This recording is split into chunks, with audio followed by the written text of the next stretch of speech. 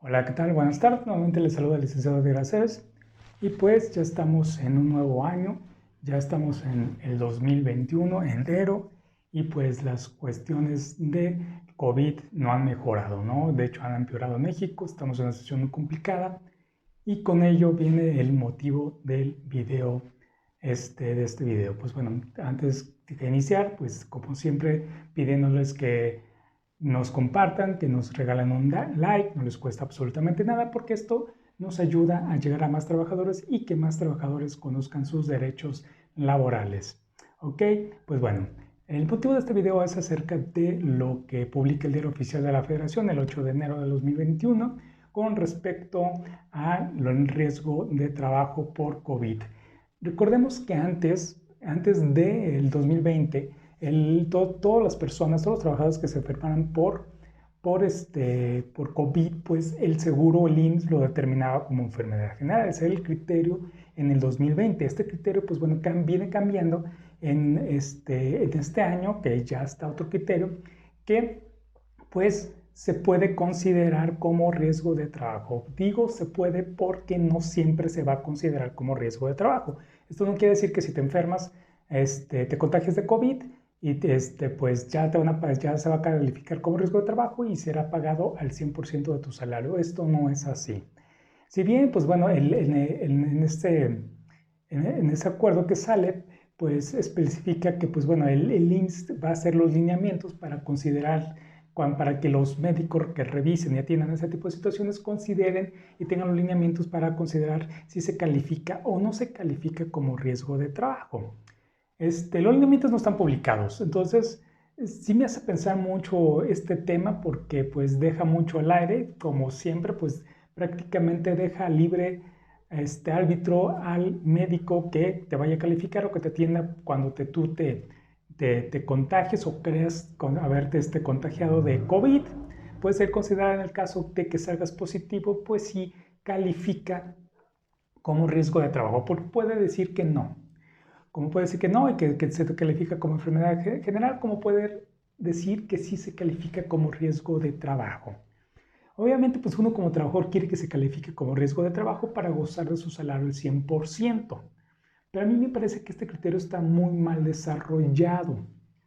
¿Por qué está mal desarrollado? Porque realmente están dejando solo la carga al patrón en este sentido. Y esto viene afectando, terminar afectando no tanto al patrón, también va a venir afectando al trabajador. ¿Por qué? Porque si bien cada vez que se califica un riesgo de trabajo, pues las participaciones al IMSS que dan el trabajador y el patrón, pues van a tener que aumentar, ¿no? Y pues obviamente la siniestralidad que paga el patrón al IMSS, pues esto va a aumentar y va a aumentar de una forma considerable porque si empiezan a calificar los médicos riesgos de trabajo constantes y constantes y constantes y constantes, pues en todo momento pues va a venir afectando en una forma económica muy grave para los patrones. Entonces considero que dar la carga al patrón del riesgo de trabajo y lo que implica esto me parece totalmente un pésimo criterio. Les explico por qué. Esto es mi opinión propia. ¿Okay? Esa es la opinión del licenciado de Aceves. No es lo que yo creo, es mi criterio que debió haberse utilizado para generar esto, pero pues bueno, esto es solamente mío, lo recalco porque no quiero decir que alguien lo dijo o alguien más y no, pues esa es mi propia opinión. El criterio que se tenía que haber usado en ese sentido, porque creo que no debe calificarse en todo el riesgo de trabajo, es porque pues no es medible. Tú no puedes saber dónde se contagia una persona. O sea, no puedes saber si se contagia en el trabajo o en el trayecto al trabajo o del trayecto del trabajo a la casa. Si bien es cierto, sí considero que puede haber una gran posibilidad, muy gran posibilidad de que esto ocurra en el trayecto del trabajo o en el trabajo o el trayecto del trabajo hacia la casa, que es como te protege el IMSS, pues también cabe posible que te contagies en tu casa.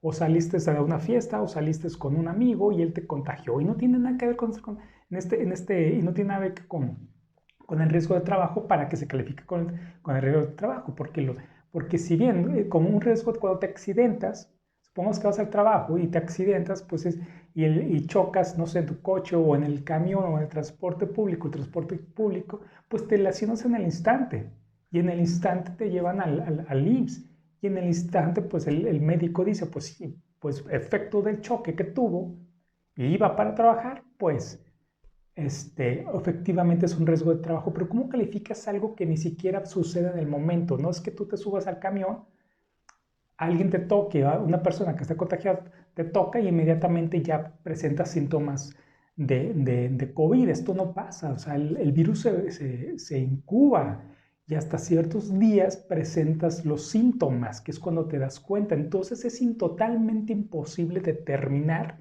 dónde te contagias. Es imposible determinar si te contagias en el trayecto al trabajo, si te contagias en el trabajo, o si te contagiases de regreso en el trabajo, o si te contagiases en tu casa, o en alguna reunión, fiesta, lo que sea, te contagiases. Es imposible determinarlo. Y como es imposible determinarlo, no puedes generar ese tipo de criterios donde lo único que buscas es cargar la cuestión económica al patrón y en su caso al trabajador, porque les recuerdo que esto va a terminar afectando las aportaciones de ambos. Y para efectos del patrón, pues el pago de siniestralidad que paga el IMSS, pues va a aumentar bastante.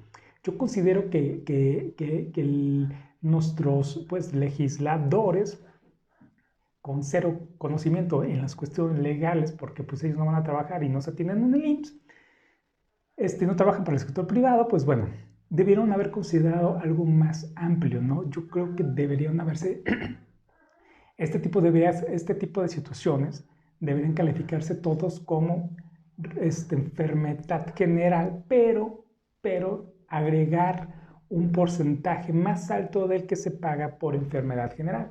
Recordemos que el pago por enfermedad general es del 60%. Cuando uno se enferma y lo mandan a incapacidad, el IMSS, pues se le pagará el 60% de su salario que tenga cotizado en el IMSS.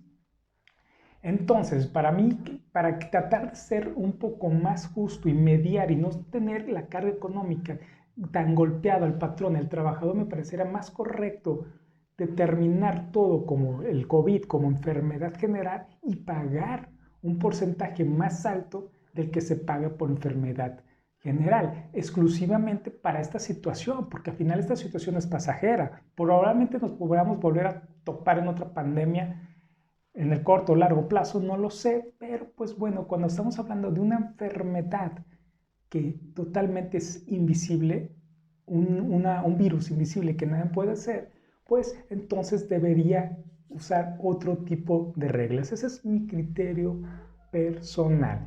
Si bien también considero que no debería aplicar enfermedad general en todos los casos.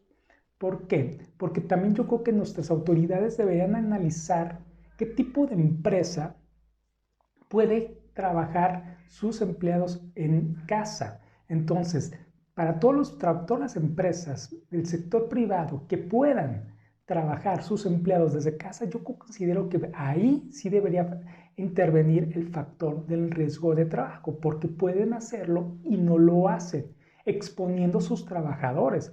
Pero en otros sectores de fuentes de trabajo, donde el sector empresarial, pues obviamente es imposible porque es de producción y requiere totalmente la presencia de un trabajador, pues en ese caso totalmente ahí no podría aplicar, porque el patrón no puede en ningún sentido poder hacer que sus trabajadores de su casa, ni modo que les lleve la máquina a cada uno para fabricar lo que tengan que fabricar. Si esto es imposible, ¿no? Entonces yo considero que dependiendo de la actividad que desempeñe la empresa, es donde tendrá que calificarse el riesgo de trabajo o no el riesgo de trabajo, calificarse como riesgo de trabajo o la enfermedad general. Para mí el criterio correcto es calificar como riesgo de trabajo a todas las empresas que pueden hacer home office y no lo hacen y obligan a sus empleados a ir a trabajar presencialmente. Pero para efecto, todas las fuentes de trabajo que les es totalmente imposible por la actividad que ellos desarrollan hacer home office, pues para ellos sí debería aplicar la enfermedad general, pero repito, debería ser un porcentaje mucho más alto para tratar de mitigar tanto el golpe económico por las aportaciones tanto trabajador patronal como lo que repito, la aportación de siniestralidad que va a terminar pagando el patrón. Ok, pues bueno, espero que este video les sirva o les haya servido de algo. De todos modos, como siempre, les recuerdo que pues me dejen sus comentarios. Siempre trato de contestarlo o resolver las dudas que surgen posteriormente. Y pues de mi parte sería todo y les saludo y les deseo un excelente 2021. Hasta pronto.